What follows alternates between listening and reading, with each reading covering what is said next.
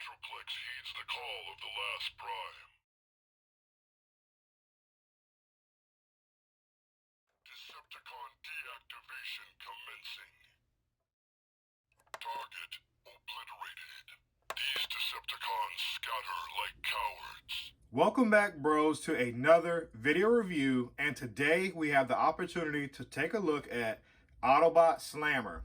Now, I know you probably already seen other videos on this, but I appreciate you checking out my version and my opinions on this figure. So I got out Blaster as fast as I could, and I skipped this review. But here we are. Let's get started. This is an awesome figure, and let the review also help persuade your opinion on this figure. So to start it off, here we have the contents. Everything inside the package that you see is what you're going to get when you buy this figure, either online or in retail. So it comes with, of course, the collector's card, which is the same out of like 6 cards, which sucks. Then you get the instruction manual, and then you get the one accessory that you definitely want is the cannon that can be attached to either arm that you'll need also in vehicle mode. So this is pretty cool that they gave us this. Yes, it's kind of lackluster, but Autobot Slammer goes perfect with the Transformers Generations Metroplex. It creates that extra look towards the city, which we all like and love. So if you have the Metroplex or don't have it, stay tuned, because I'm going to show you where we can fit Slammer at within this review. So let's take a closer look at Slammer. So here we are. We have it close up. And I must say, just looking at this figure from the top region or the torso region on up, it looks great. I like the way his shoulders look like, you know, like downtown city skyscrapers, as I would say. I remember living in Norfolk, and they look sort of like that. The buildings had like the gray, then they had like the little horizontal lines in it to give the windows a more glossy and reflective tint. Not only that, I like how the chest looks like it could be like a bunch of generators side by side, or factory machines, you know, like you're checking the gauges on. Of course, not with the Autobot symbol there, but I'm just using, you know, looking at the details they put in this figure in the mold, and it's terrific. It's incredible. Like, I wouldn't expect him to put this much into this figure with it being a weaponizer type figure, but they did a really lot. If you can see and check it out in the chest and the arms, and then check out the head. It's got a 3-color paint palette, and I like the silver being the mouth and the cheeks, and I like the light blue being on the visor, and not only the head. But let's go ahead and check out the lower region to see if this paint palette scheme continues for the rest of this figure. And yes, the paint palette does continue with this figure.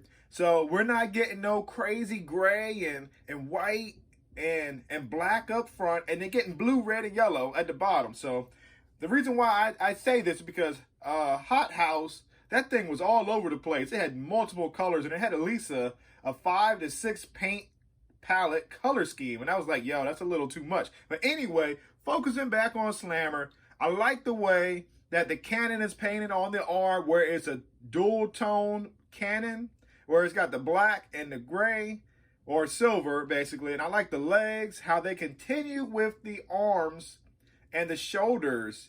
They still give me that city vibe to it when I'm going through a downtown tunnel in Norfolk to visit family members or whatever. I see those buildings. They look kind of remind me like a parking garage too, a little bit. You know, like you would get when you see a parking garage far away. So anyway, let's continue going on with this review, and let's check out the articulation.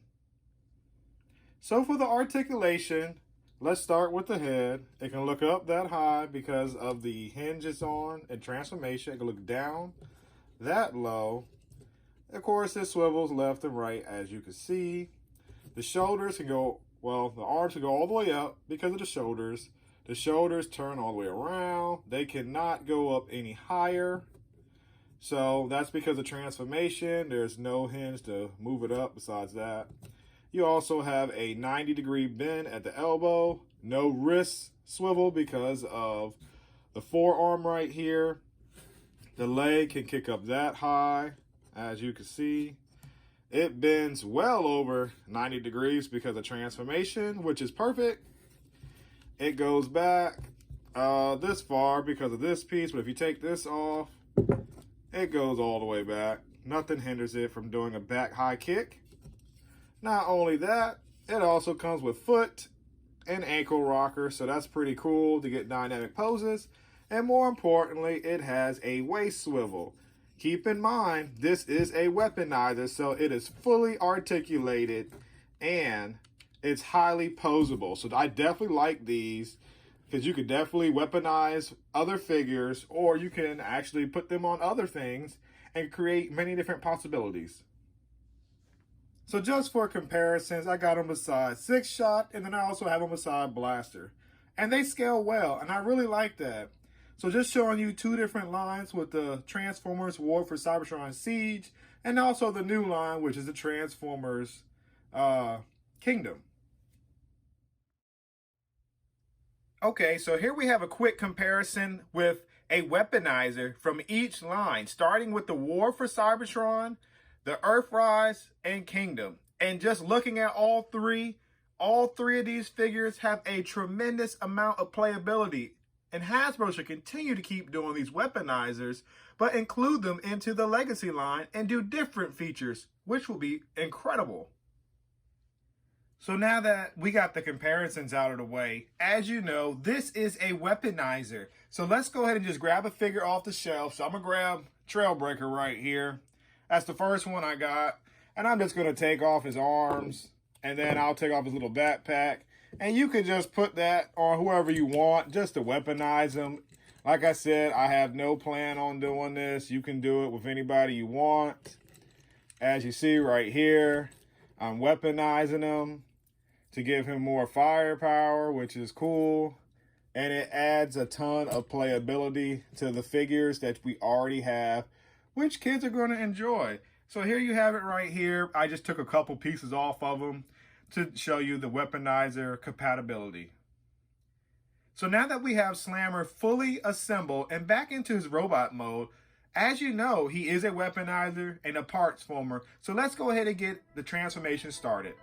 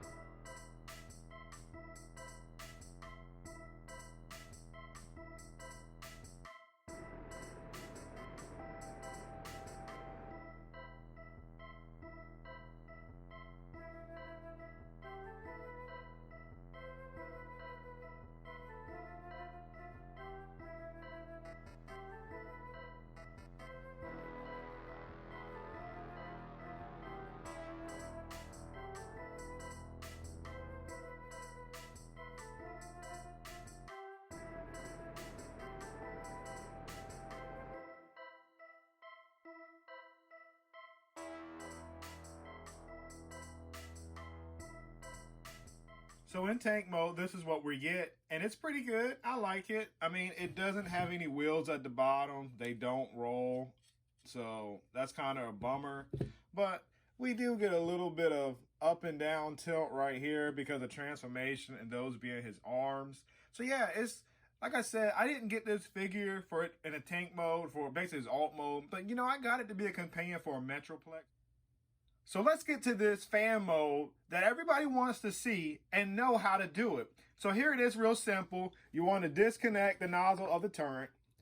Then you just want to disconnect the arms right here from the shoulders.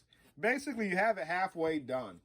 And then you just pull the abdomen out and also the crotch region. Keep that connected. Turn it around. And then what you do is you put this here. Now, the issue that I have with putting this on Metroplex, there's no way to connect it. But wait there's 2 pegs right here, which will allow us to then peg it onto the slot that the shoulder with the hello pad has a peg hole right here that's empty. You can have this plugged in on your Metroplex. But just for right now, I'm just going to get these parts out the way, just so that when I put them up there, I'm not losing any parts with Slammer. So here we are. We have Slammer fully ready to be applied to Metroplex. So here we go. So check this out, bros. We can combine Slammer's hidden alt mode with Metroplex, the Transformers Generations Metroplex.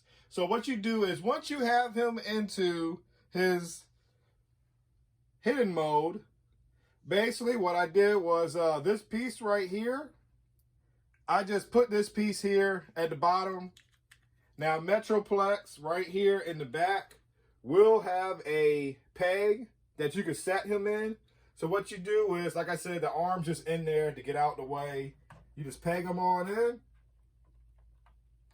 And you got to give it some force because it's a peg now. It's a peg hole. I mean, you straighten them up. There we go. And you could just imagine Metroplex in his city mode with the extra tower of protection. To me, it looks like a security tower, since he has the cannon up there on the top, you know, where the legs would be. So it looks pretty cool. And the palette and the paint scheme with Slammer matches well with Metroplex. So I'm definitely looking forward to having this display option if I wanted to, just to have Metroplex in like a 3/4 way city protector mode or guardian mode. But like I said, guys, I just want to show you that it can be done, even though it's not in instruction manuals. And we were hinted at these things during the original release, during PostCon, about Slammer. Yeah, bro. So here we go, guys. Taking a look at Slammer for the Yeah Bro rating. As you just saw flashed on the screen is the scorecard. With that being said, the paint details on this figure is a 10 because it is perfect. It has a good paint palette scheme, which consists of the silver, the gray molded plastic, the black, and then the picked highlights within the helmet of the figure. With those being said, it's perfect. I have no complaints. Now let's move on to the molding. The molding is brand new. It has not been previously used with other figures, but it shares the same concept as other weaponizers. In addition to that, it has a fan-made 4th alt mold where you can apply it to your Transformers Generation Metroplex, as I shown you in this video, which makes this figure even more awesome and very impressive. And that adds a ton of value to the playability as a collector, and not only that, as for kids. So this figure is highly recommended and does get the Yeah Bro rating, figure approval, because all categories equal a 10, the thumbs up. So if you find this figure at your store or online and you need your opinion and encouragement to pick up this figure, this is it. Now, if you don't have a Metroplex, you may be on the fence, because without the Metroplex, to me, this figure is solid, but with the Metroplex, it makes it an incredible figure.